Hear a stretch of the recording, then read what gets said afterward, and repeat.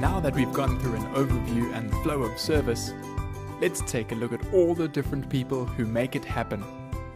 We're going to look at quite a large structure, but at your establishment, some of these positions may be combined, or your structure might be different. The main things to understand is where you fit in and the role you play in making service great. The positions we'll be looking at are the trainee commis, the commis de rang or runner, the station waiter, the station head waiter, the sommelier, the maître d'hôtel, the reception head waiter, and the restaurant manager. By the end of this lesson, you should have a better understanding of these positions. Let's take a closer look at the roles of each of these. Firstly, the trainee commis. The trainee commis is an apprentice who has just started in the food industry and still has everything to learn. They will usually help out with preparation and be active back of house. That is, the non-guest areas, such as the kitchen, offices, and storing and receiving areas. In these areas, the trainee commis will, for example, fetch service equipment and help with cleaning, and will have very little, if any, interaction with guests. Next, we have the commis de rang, or runner. The runner is also in a supportive role and receives instruction from the station head waiter. They will be more active front of house than a trainee commis, fetching and clearing plates, as well as helping with setup and preparation before service. Now we look at the station waiter. One group of tables on the floor is called a section, and each section will have a number of station waiters.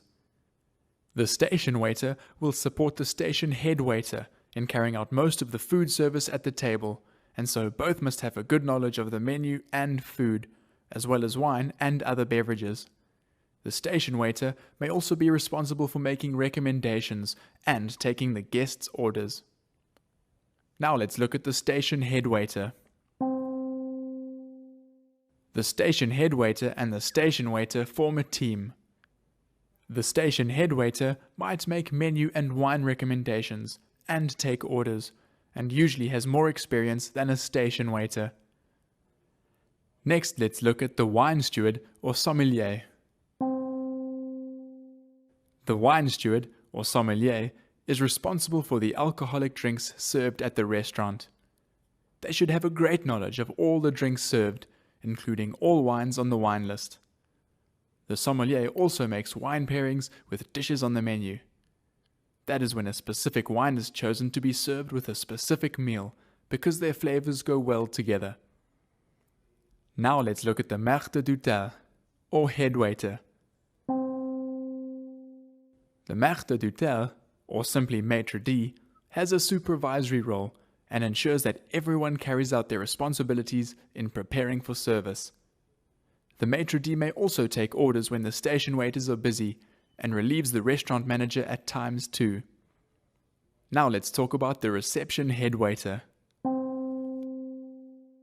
The reception head waiter, often also called a hostess or host, will accept bookings, reserve tables, and allocate reservations to particular sections. They also greet guests as they arrive at the restaurant. Lastly, we have the restaurant manager. The restaurant manager is in charge of organization and administration and ensures that the restaurant runs smoothly. So, now we've had a quick look at one possible way a team can be structured. Does your team look similar? Where do you fit in?